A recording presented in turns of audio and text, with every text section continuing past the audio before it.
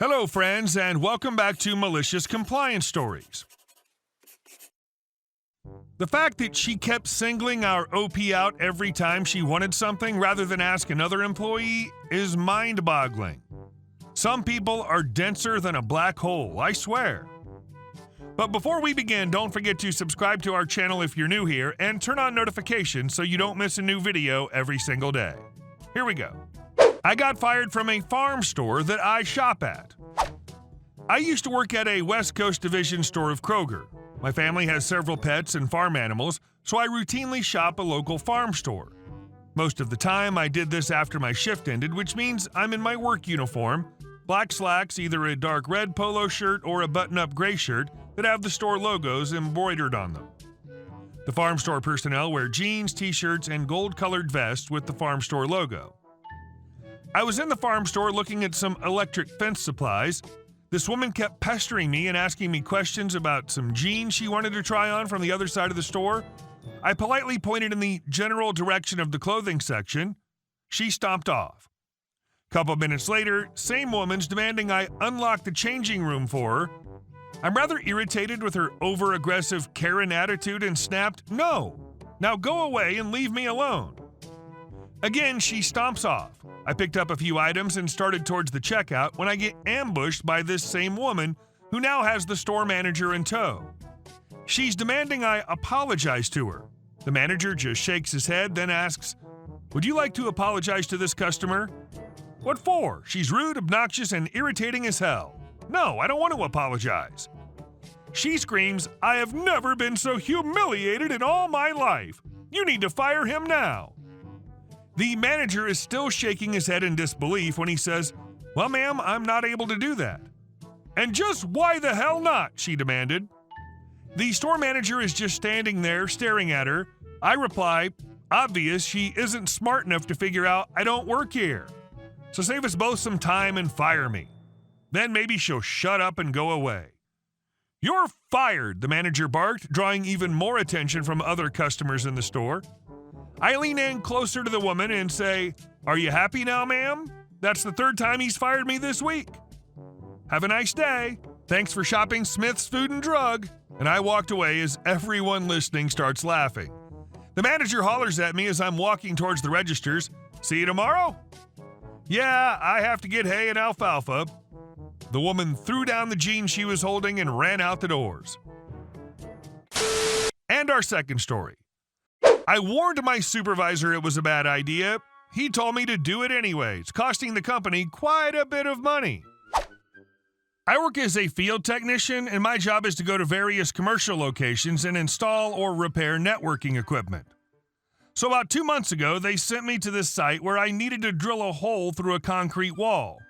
I wasn't able to do it, despite going to the store and picking up new drill bits rated for masonry. I hit rebar and couldn't make any progress. I notified my supervisor, we'll just call him Bob, and he told me to continue drilling. I protested, claiming there's no way my handheld power drill can do it. But no, do it anyways. So I did. I drilled and drilled and drilled. I made no progress in about 45 minutes until I got a text from Bob. "Hey, how's it coming along?" "Not too well. We might have to reschedule. I've been trying to do this for over an hour and no dice." I send him a picture of the hole and drilling along with a picture of several extremely damaged drill bits. He gets mad at me, claiming that I'm not doing it right, to which I respond that I'm doing exactly what he told me to do and that I warned him it wouldn't do anything. So reluctantly, he agrees to reschedule. But I make it very clear to him that this hole needs to be drilled by someone with better tools. He agrees and says he'll have someone out there next week to finish it. A month later, I get the work order for the same site. I arrive and see the hole still there, and upon closer inspection, it's still not finished. I immediately called Bob and tell him the situation. "Hey Bob, there's no chance I'm going to be able to finish this install today. I spoke with you last month and we both agreed it'd be best for a different technician to finish the site. The hole has not been drilled yet." "Oh, can you just try to finish the hole? We have to do something." "Sure, but I promise it's not going to help at all." So I drill for 20 more minutes, pretty much ruining my brand new drill bits, and call him back. "Bob, it's not going to work. I can't drill through rebar with my tools." Is there another pre-existing hole nearby? Yes, but the hole is filled with cables and sealed on the... Just use that hole. I don't care how you do it. Sir, it's a bad idea, and I don't want to damage the existing cables. I just need it done. Please do it. So I do.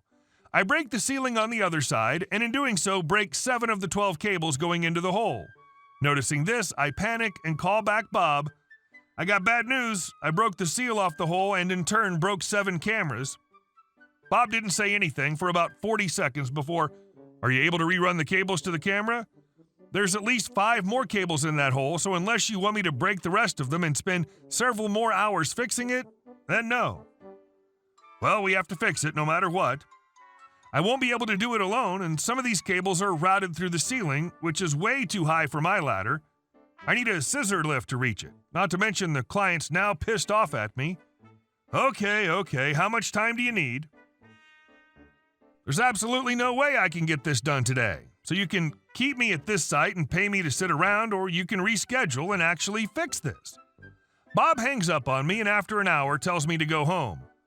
Last week, I heard they got 2 other technicians to completely rewire everything, rented a scissor lift, actually finished the original job, and reimbursed me for all my drill bits. I have no way to tell how much all of it cost, but it definitely wasn't cheap.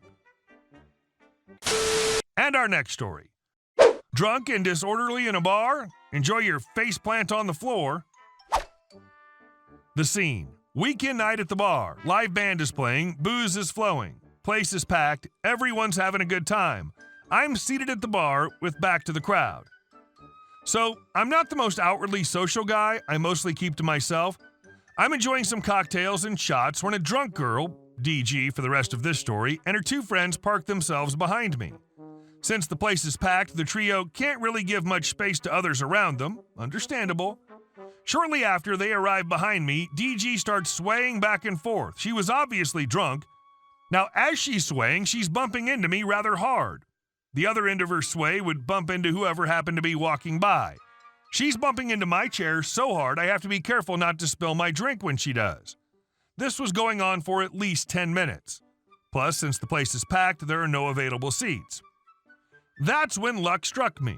The person seated next to me got up and left. My revenge would soon come. Her swaying and resultant impact to my chair was very regular in occurrence, about once every 10 seconds. I waited for the next bump, immediately slide over to the open seat next to me, bringing my drink with me. As it would happen, this is the moment the band finished their current song and was deciding on which to play next. So the bar was partially quiet. The 10 seconds passed, and sure enough, DG bumped into the now unweighted chair. Without my body weight to anchor the chair down, the chair could not take the force of DG bumping it and toppled over.